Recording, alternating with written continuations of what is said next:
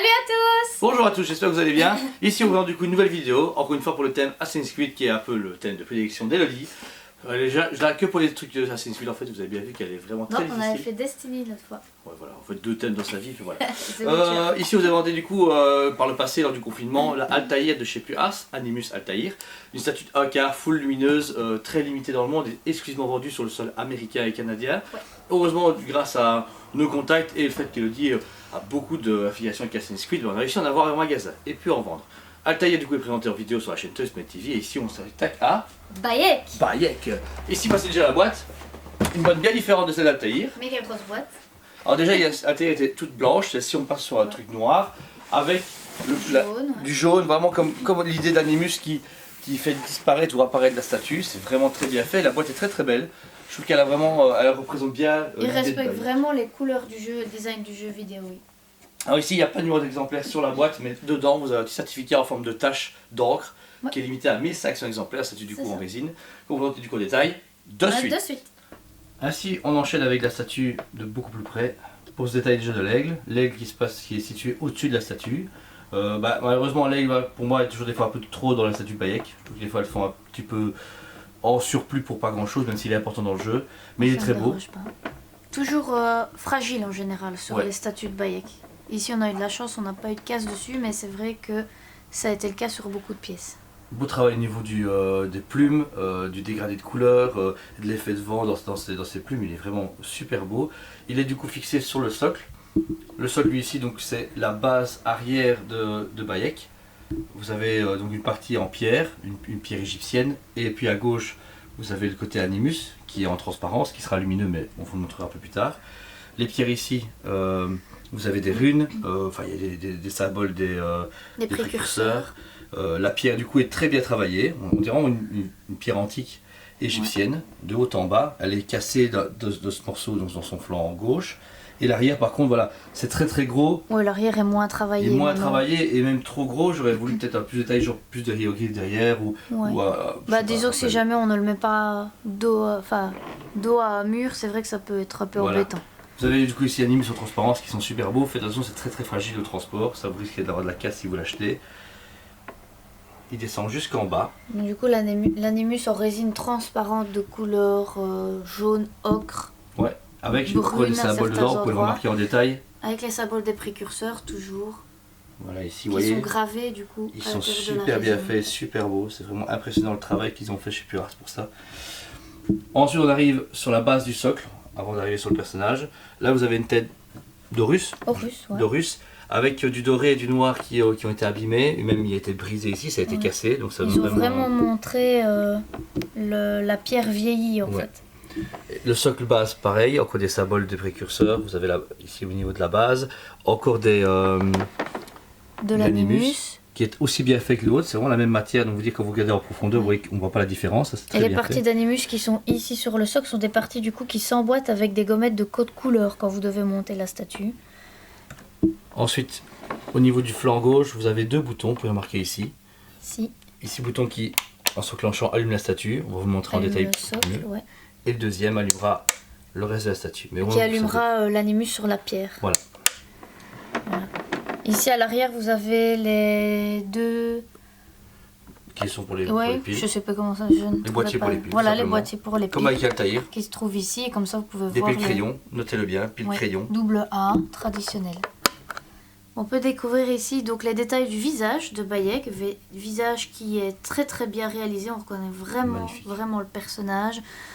Très beau détail au niveau des yeux, du pli du visage, les plis au niveau du nez et de la bouche, tout est vraiment bien réalisé. Entouré de son kéfier on va dire, enfin son kéfier et sa capuche. Ils sont très très belles, ça redescend, alors, il y a des effets de tissu, rien n'est en tissu, tout est en résine, sachez-le, mais leur dégradé de matière donne super bien. Le tissu abîmé, on voit qu'il a été recousu à certains endroits.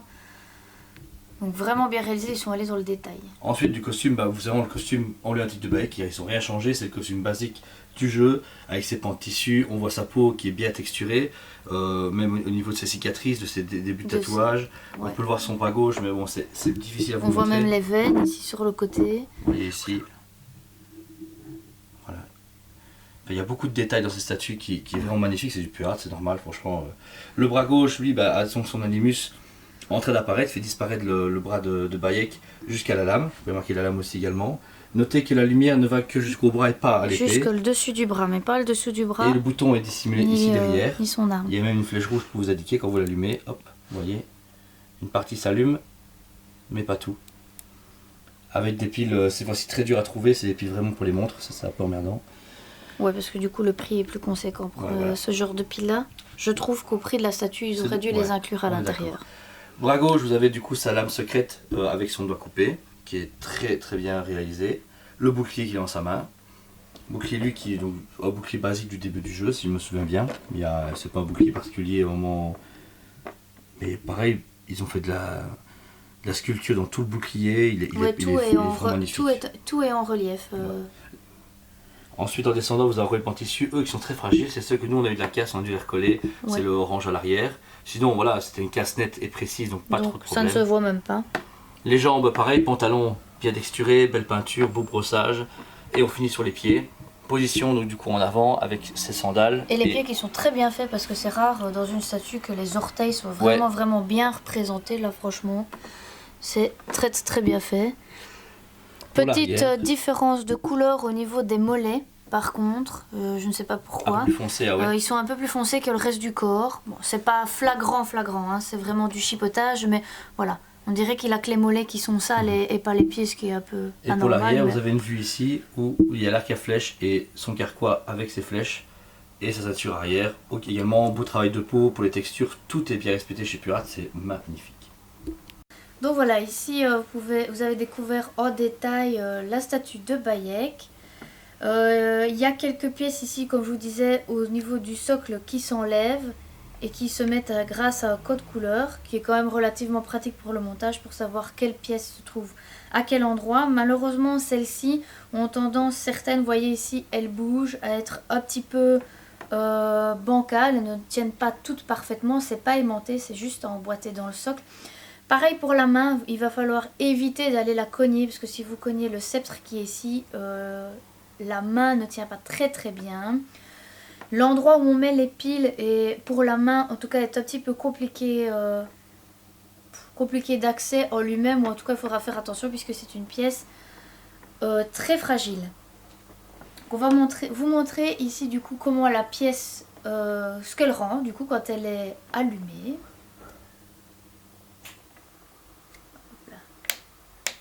Voilà, donc là le premier bouton qui se trouve sur le socle allume du coup la partie d'animus qui est ici vers le bas, ce qui rend extrêmement bien.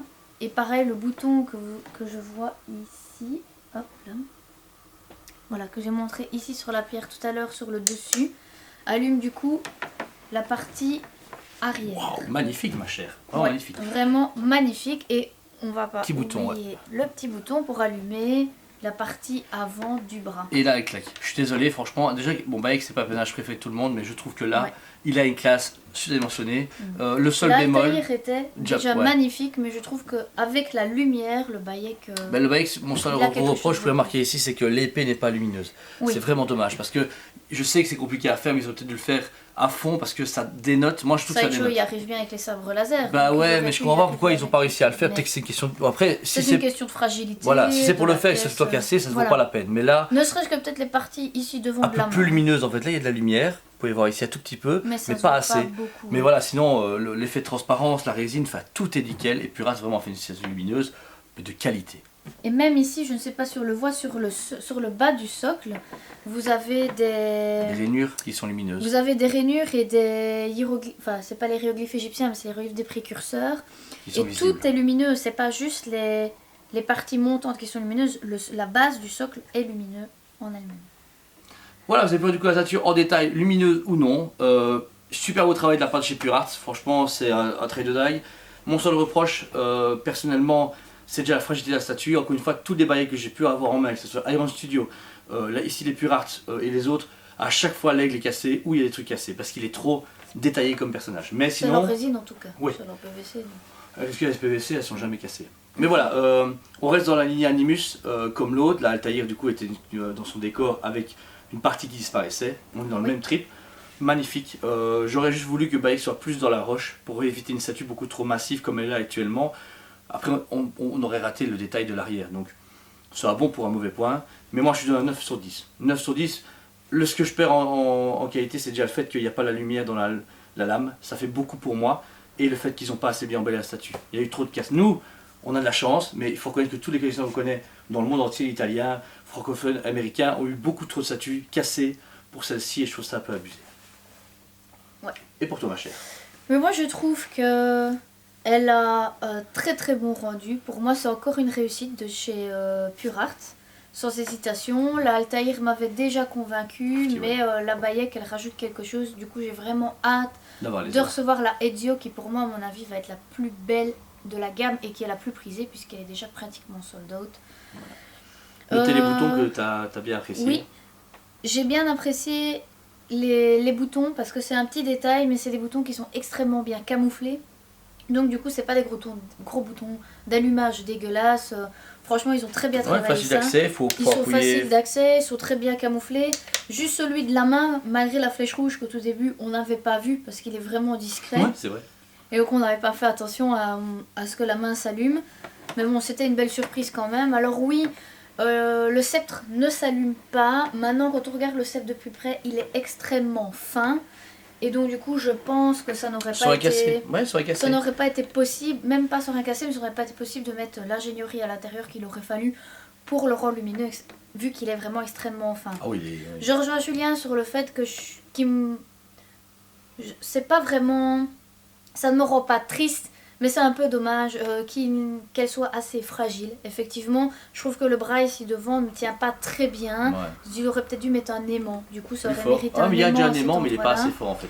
Et voilà, les parties du socle ici, certaines sont un peu branlantes, mais c'est pas extrêmement dérangeant. C'est juste qu'il faut les mettre vraiment dans un endroit où on ne risque pas d'aller cogner le sceptre.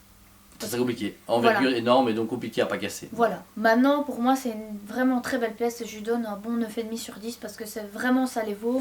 Pure Art a encore fait un travail de dingue et on a vraiment hâte de recevoir les autres pièces de la collection. Et Dieu qui sortira en novembre-décembre, que vous présenterez en vidéo dès qu'on la reçoit. Dès qu'on la reçoit, ouais. Voilà.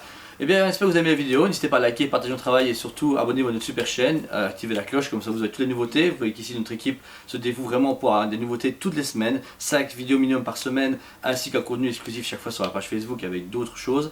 Voilà, n'hésitez pas à nous rejoindre sur Facebook ToysPlanet Liège et Instagram ToysPlanet Liège, on est vraiment très nombreux.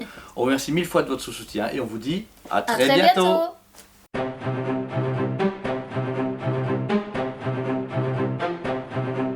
Allez, on se dit à très bientôt.